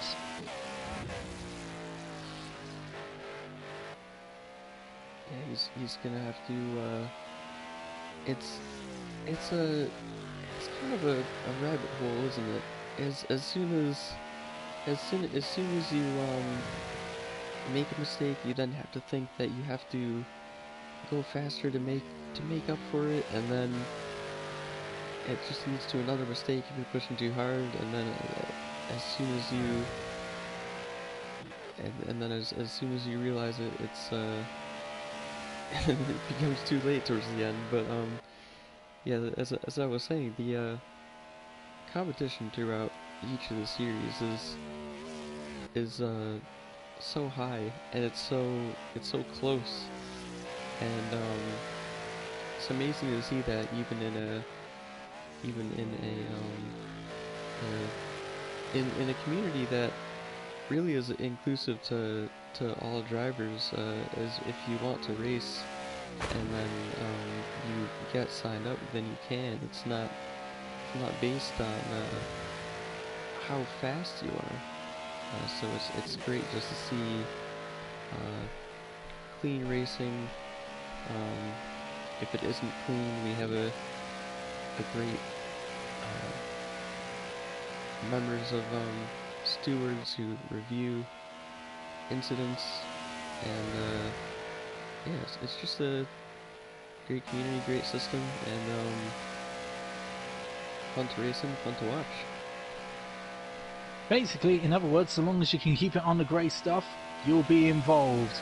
I would say I'd do the same thing myself, but I know I'd be languishing at the back, so I'm much better suited being sat here talking about it in front of all of you guys. And that's one of the things as well, because you can think, okay, I'm relatively good at this championship, and then suddenly someone new might join in and really give you a push for your money. For example, in the GT1 championship last season, Lil God was a rookie debuting and took the championship fight all the way to the final race, winning 3 of those races in the season as well, and just coming up a few points shy. So it really just goes to show that you never know unless you're actually involved. So make sure you join us here at Flux Motorsport. Just sign up and you can be part of our community. FluxMotorsport.com is that website that you need. And of course, this is a charity event that you're watching right now here on the Sabine Schmitz Testimonial final. So if you can and you do want to donate, please head to FluxMotorsport.com/donate, and when you're prompted to, just enter the word Sabine, and 100% of your donation will go to Macmillan Cancer Charity Support, a fantastic group of people. And yeah, just help us out, please, because it's a fantastic cause, and it's I know those guys have done so much for so many things. I mean, I've been part of community projects which have helped Macmillan as well, so I know for firsthand that these guys are incredible, and any donation that you can possibly make, it will be fantastically appreciated. So if you can, just head to FluxMotorsport.com/donate, and when you're prompted, enter the word Sabine. So we get to about 20 minutes left. We've still got just over 20 minutes left, and Gr.A trying to close that gap again. 17 seconds now behind Chris 94 M Sport. So it's looking like it might need to take a little bit of extra, maybe a few mistakes or so from Chris up ahead. Obviously, that last lap time of 9:55 does include the pit stop that Chris made as well. So we haven't quite got the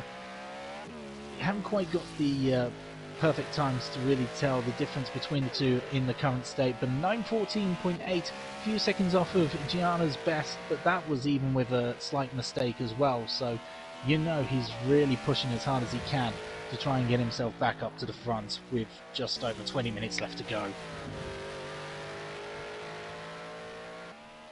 Right. Gr.A, another example of being a newcomer and having a lot of speed in the LMP2 series. He has some incredible pace and consistency in that car, and the strategy calls he makes, they seem to kind of be out of nowhere and unconventional, but they just seem to work. He's always up near the front in the LMP2s. Towards the end of the championship, ended up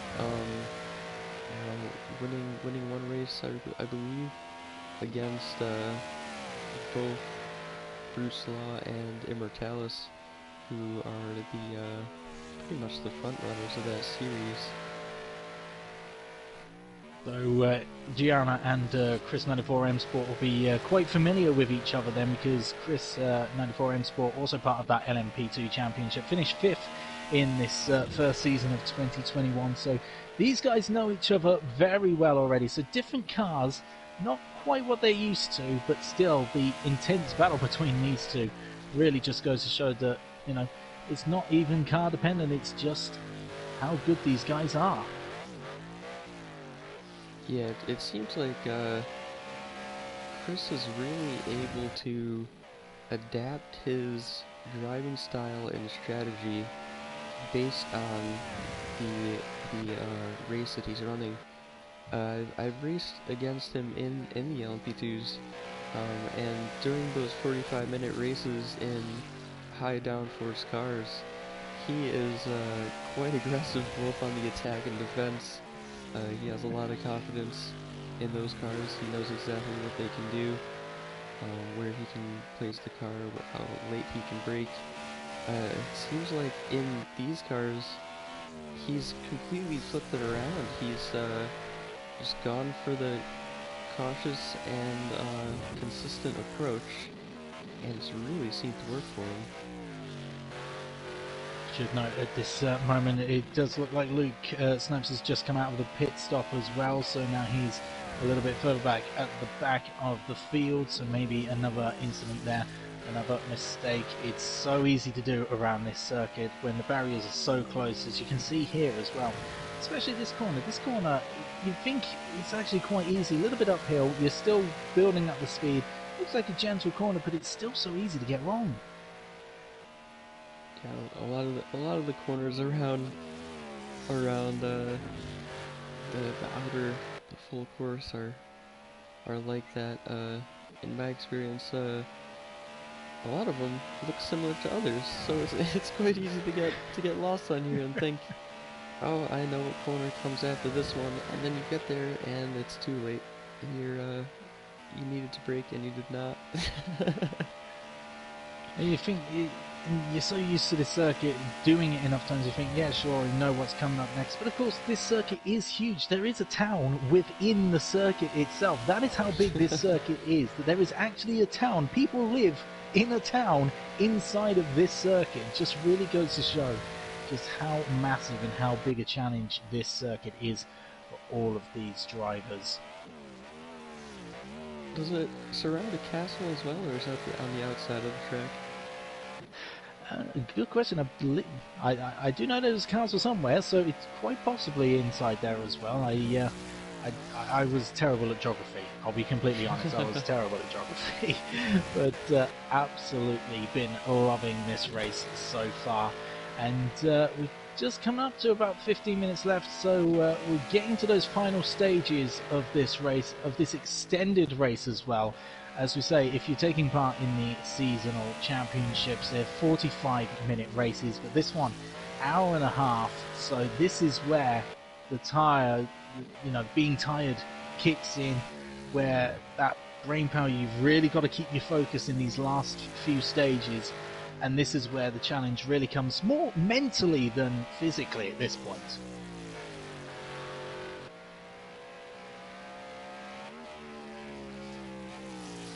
Using that risky technique again, using some of the grass as well as all of the track.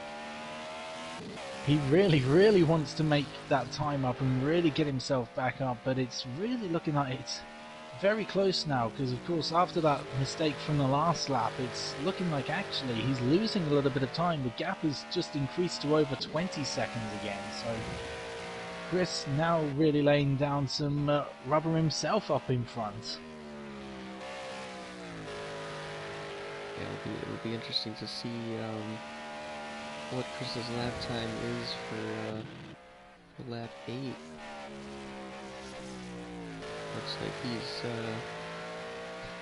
beginning to pick it up a little bit and pick up the pace just to manage that gap. He's just keeping it nice and easy, just doing what needs to be done.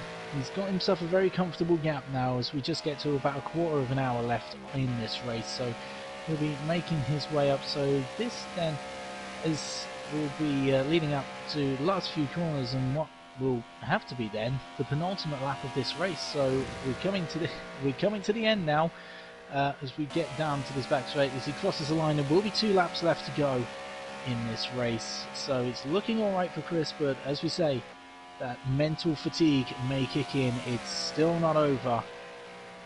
Might be all well and good, you might be fast, but you've got to keep the brain power going at this late stage.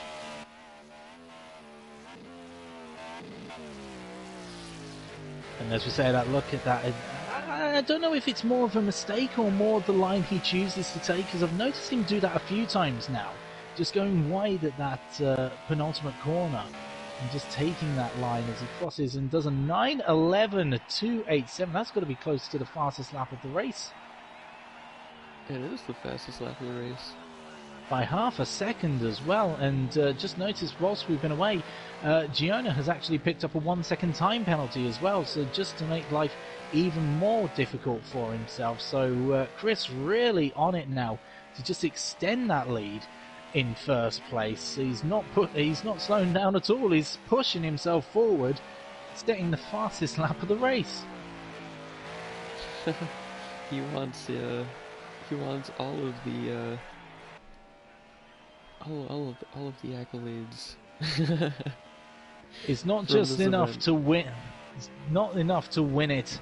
He wants the merchandise and he wants the fastest lap. So with just under 15 minutes left to go, then it is Chris 94M Sport in first place. 20 seconds back now is Gr.A in second. It is Spankmeyer in third, running his own race. We've really not spoken much about him at all, really. He's been doing his own thing. He's another one who's been part of the LMP2 Championship. He finished 8th in Season 1, but also part of Touring Car as well, where he finished 7th. He is in third place in this race. We've got Dr. Popford, still the one remaining Merc left in this race, in fourth place, also running his own race right now. CDN Trooper, who was battling for seconds quite early on in this race, has now found himself in fifth place. In sixth it is Mr. M. Ward, looking like he's been in quite a bit of a war yet again. And at the back it is Luke Snipes in seventh. We know he's been in the pits twice now, so just running his own race, about 50 seconds behind Mr. M. Ward, so a lot of work to be done if he wants to avoid last place.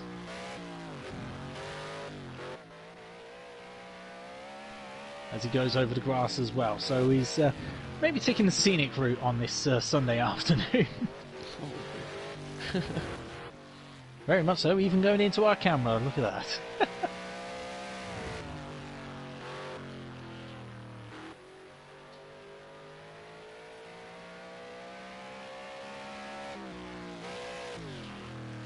looks like we will be getting 10 laps out of this after all.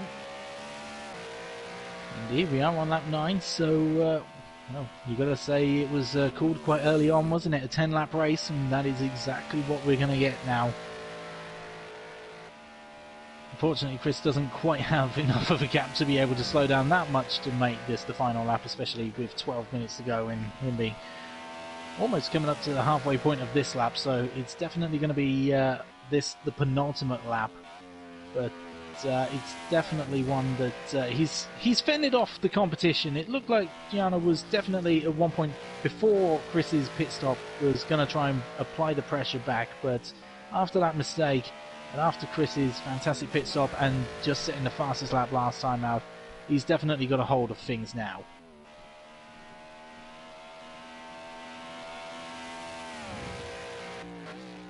Starting to wonder if Chris made a lot of calculations prior to this event, making predictions and really mapping it out, his strategy. Seems like he might have done. So it was definitely he seemed comfortable in second, but then when Gr.A made that mistake, he definitely took the opportunity, as we see Mr. M. Ward coming in for another pit stop here. So what's he going for? Is it just another quick fix?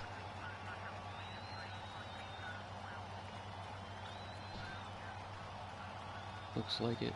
We'll see if Luke can take that 6th position back. It looks like that actually he's picked up quite a big time penalty. He's got a 10-second time penalty now. Luke Snipes in last has now got 5 seconds, so I'm interested to see how he's managed to do that, get quite such a big penalty. I bet that's speeding into the pit lane for Mr. Ward. And there is Luke Snipes, so he is going to come out and just beats him out of the pit lane. So our fight at the back of the field has resumed once again between Luke Snipes and Mr. M. Ward. And if it's anything like we had earlier in the race, this is going to be entertaining, if not a little bit fisticuffs.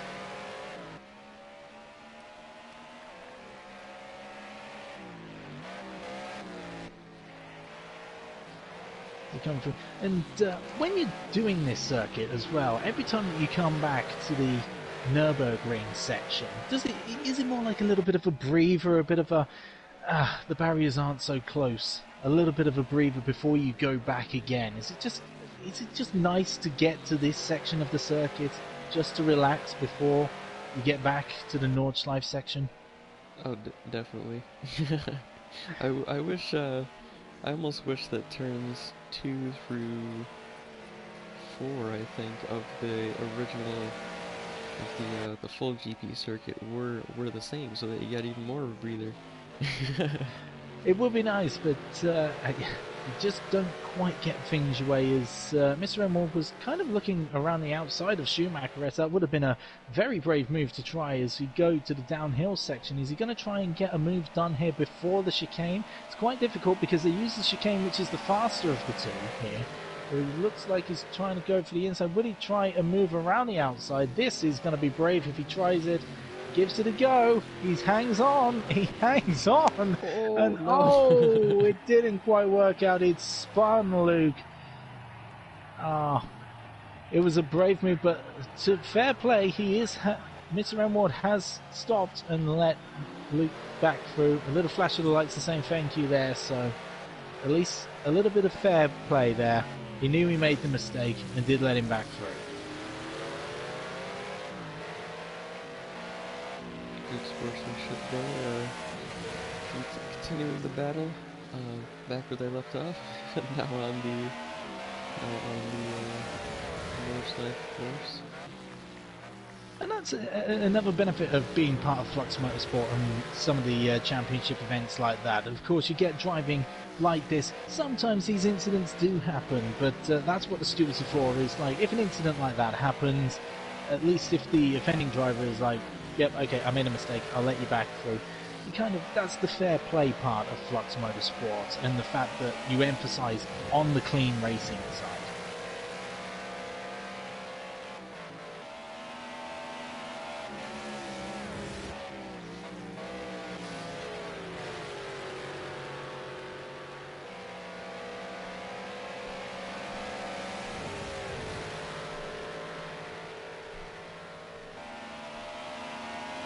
That's great battle. It looks like Mr. Emerald looking like another opportunity. It's brave to try it around here, especially again. The corner's so tight and the barrier's so close. It would be a brave man to try and make a move around here. Still looking left, right, any way that he possibly can to try and make a move, but not quite going to work out here. It's, again, the situation. We've seen this before earlier in the race, that Mr. Emerald would just sit back, just wait until he got to the back section, and be able to overtake on the long straight there. You've got a bit more room, and because it's such a long straight as well, plenty of time to take advantage of the slipstream and get that pass done in time. So it's a case of, it does look a little bit on the ragged edge of trying to look this way, that way, whatever way that you can to try and make that overtake happen. But surely, right now, you know that you can get the overtake done on the back straight. You've done it before. Surely you'd wait until you get to that section, or are you really that desperate to try and make a move now? It gets a little bit sideways through that corner. Yeah, it seems to be really pushing Luke hard here, and trying to force a mistake even on the tight twisted sections. There's only a few places to safely get a pass done on the full course.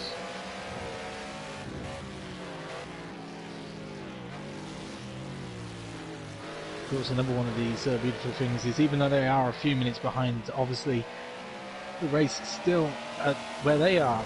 This is their penultimate lap. They've still got about a lap and a half of this battle to go, which is exactly what we want. We love this fight. It's one of the fights that we've been following for most of this race, and we'll be able to still see plenty more of it, even with 5 minutes left on the clock, as Chris starts his final lap now. A lot slower that time around, a 9:16.0, taking it a bit more conservatively, but Giona in second also doing the same on a 9:23.9, a 27 second gap now up at the front as they start their final lap with just under 5 minutes to go. But these guys still going to be racing a little bit longer than that. Seems like Chris has begun to back off now and realize that he has that substantial gap, and he's already got his fastest lap in. He just needs to make it one more time around.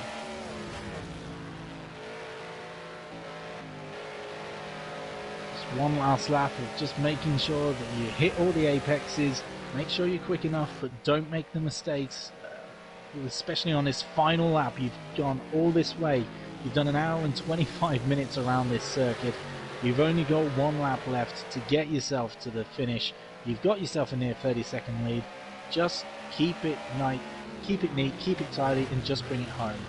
As these two out the back through the carousel, getting nose to tail now. This battle is really going to go down to the checkered flag, isn't it?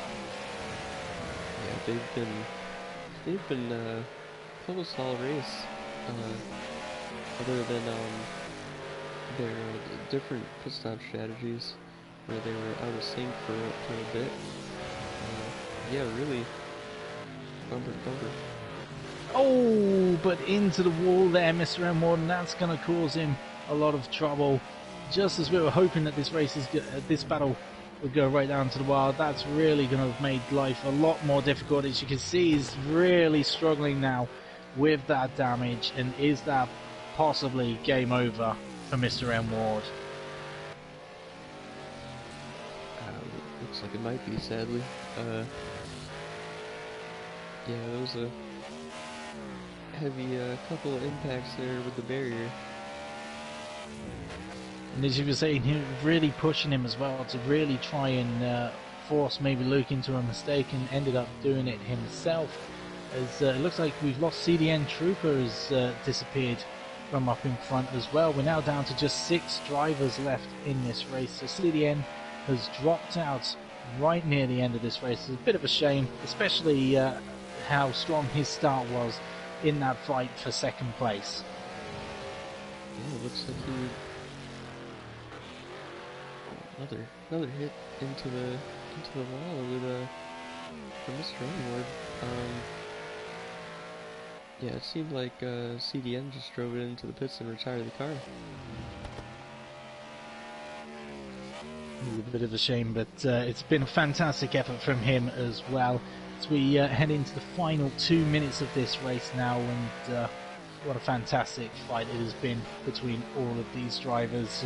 And we head back up then to Chris 94M Sport with that 27-second lead, just going through the last sections of this circuit. He's going through the Nordschleife one final time, and at this point, how easy do you take it? Because obviously, you know, you've got that gap, so you know you don't have to push that hard, but at the same time, you don't want to let Gr.A catch up that much.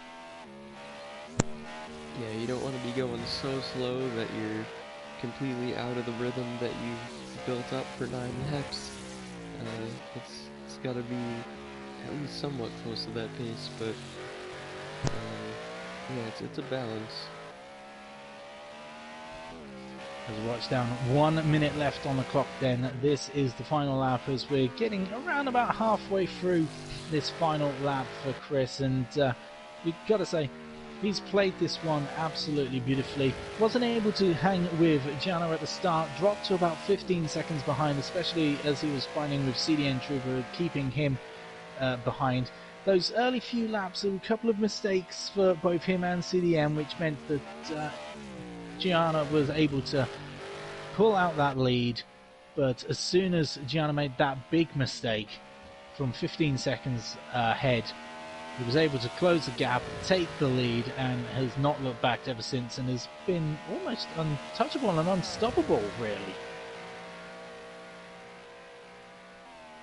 A word from the pit road, seems like CDN's pit crew didn't have their tires ready for the first pit stop, and then second pit stop found out that the tires were shipped to the wrong location, so didn't have them in the first place. That's rather unfortunate. It's not what you need, and bit of a shame then, especially from what had been such a strong start as well. So as we see Chris 94M Sport coming up to Carousel 1 for the final time here, I've got to say that has been an impressive race. And as we were saying right at the start, Gr.A was the one to really keep an eye out for, but Chris really just kind of hiding under the surface a little bit, but has come on strong, and now just placing that car in the right place at the right time, making sure there's no mistakes, just keeping it nice, neat and tidy. The gap's come down a little bit. It's 25 seconds now, but that is just exactly what you want. You don't want to push it too hard. You know you've got the job done. You've got the fastest lap. Just bring it home now. In the meantime, we'll take a look back at Gr.A there in second place. Spankmeyer, as we said, again, we've been really quiet about his race so far. He's kind of just been doing his own thing in third place, as has Dr. Potford in fourth, and then Luke Snipes and Mr. M. Ward. Still, despite all those incidents, they're still close to each other. The fight maybe is still on.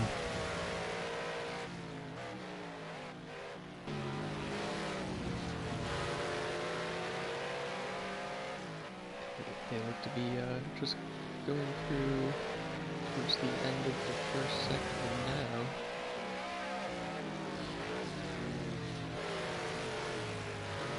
And oh, that's not what Luke needs. Yeah, it looks like the tires might be affecting Luke as well here. Just not much tread left on him and not much grip. That absolute difficulty of having raced an hour and a half around this circuit, of all places, this really wears you out mentally and physically. Round the second carousel then for Chris 94M Sport as we follow him round at the end of this final lap, coming to the back straight, few corners, takes a checkered flag, and then all the spoils will go to him, and he must be absolutely ecstatic about this.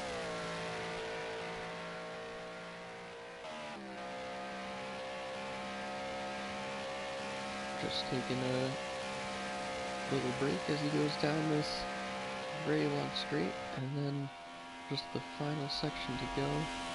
One more braking zone.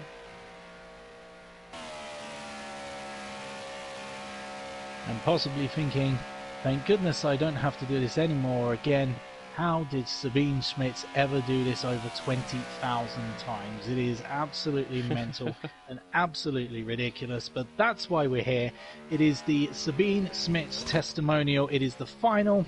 It has been a fantastic 2 weekends, and slowing down to really sink this in and really take in the moment. Chris, 94M Sports, slowing down to really enjoy this for as much as he possibly can. He's going to milk this so long that we have to keep coming up with more words to try and see him across the line. He's really milking this in for as much as he possibly can, even coming to a stop. I really hope this isn't a problem that he's got. I really hope he hasn't just run out of fuel and he's really just enjoying this moment as he possibly can. Yes. As Gr.A will be coming right up behind very shortly, and in fact virtually coming to a stop at this point. Yeah, this is strange. He hasn't run out of fuel. But there he goes. He speeds up. He's only waiting just for to really to get into his rearview mirror, and what a way to celebrate! What a way to take a win! Just to let Gr.A really just catch up like that. It is a win then in the Sabine Schmitz Testimonial Spring Special event. It is victory for Chris 94M Sport. It is Gr.A in second place as we watch Smackmeyer now coming down the back straight into third place. And like I say, it's been a quiet race for him. He's just gone on and done his own thing, but it looks spick-spam. Doesn't look like he's really run into any trouble, and he's going to get a podium finish as a result.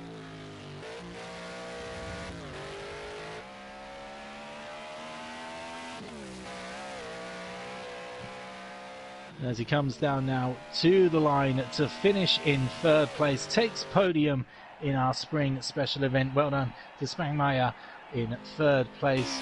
And to our only Mercedes that's looking like it's been through the wars and then some. In fourth place will be Dr. Potford. And again, it's been a quiet also race for him. Apart from that opening lap, the first corner crash that he was involved in, he was the one who really fell foul right at the start. Just dropped to last place, but has come back to finish in fourth place. So a job well done for the only remaining Mercedes left in this race. Yeah, bringing that partly yellow Mercedes home. Sure, that's a shout out to his all yellow Ferrari that he drives in the GT3 series that he knows and loves. Fantastic job by him to finish in fourth place. And now we just wait for Mr. M. Ward and Luke Snipes in fifth and sixth place. So once again, we do a quick shout out. If you want to be part of Flux Motorsport and you want to take part in our championships, the sign up to do that will start this coming week. So if you want to be part of the championships, make sure you head on over to FluxMotorsport.com and join us. You'll need to have passed the evaluation stage before you can sign up. So if you haven't done so yet, make sure that you get yourself ready in time for the new season. That starts in 2 weeks' time on the week beginning Monday, 10th of May. The first championship will be the Touring Car Championship on a Tuesday. That is 8 p.m. UK time and 3 Eastern over in America. On Thursday, it is the GT1 Championship, which is 8 p.m. UK time and 3 Eastern over in America. Friday is the GTE Championship, same times again, 8 p.m. UK, 3 Eastern. It is LMP2 Championship on a Saturday evening, 8 p.m. UK time and 3 Eastern. On the Saturday night, it is the IndyCar Championship. That is 8 p.m. Eastern and 1 a.m. Sunday morning here in the UK.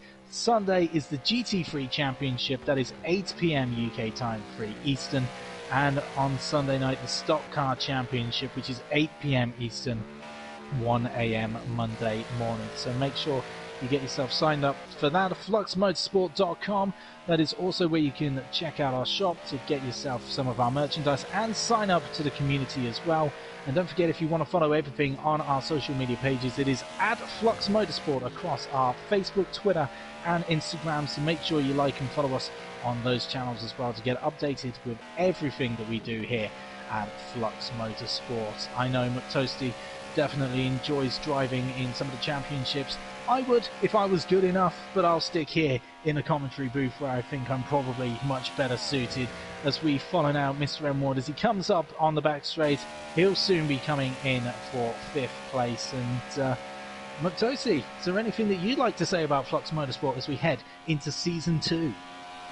Well, it's a lot to look forward to. Yeah, all the action. Hopefully, just as much action and close competition as first season of the year. And as you said, all 7 championships went down to the wire last time. Could happen again this coming season. Mr. M. Ward takes 5th place in our spring special event, and Luke Snipes will come through to 6th place, and that will be our grid. So congratulations to all the drivers who took part in this seasonal event, with the flashing lights as well. Gotta be done. So congratulations to everyone taking part, and that's a win for Chris 94M Sport, eventually winning by just 3 seconds, spot on the dot. Look at that, 3 seconds exactly to Giona in 2nd place, who had a 1 second time penalty. It is Spangmeyer in 3rd place, just 58 seconds behind. It is 4th for Dr. Potford. Mr. M. Ward is in 5th place, and Luke Snipes takes 6th place. CDN Trooper, of course, retired near the end of the race. And that was your spring seasonal event special. Thank you for joining us here. Don't forget to keep up to date on YouTube. Make sure that you subscribe to us and click on that bell icon to be notified of when we go live with our seasonal events. Remember, those start in just over 2 weeks' time. It has been a fantastic event, and it has been a wonderful debut for me. How did I pass the evaluation test? How's my evaluation test been, McToasty? Oh, you did great. Yeah, just this race, yeah, it was quite entertaining. Giona's sub 9-minute qualifying time. I still can't believe that. That was incredible. Craziness at the start, and then Chris eventually making it to first with his consistent drive, and then making us all worry there at the end. It suddenly it's like, why is he slowing? Why is he slowing? But just to do it for the show. So thank you once again for joining us here, and make sure that you stick with us for Season 2 in a few weeks' time on Flux Motorsport. He's been McToasty. I've been Redders. Thank you for joining us this afternoon, and we hope you have a fantastic rest of your weekend. Bye for now.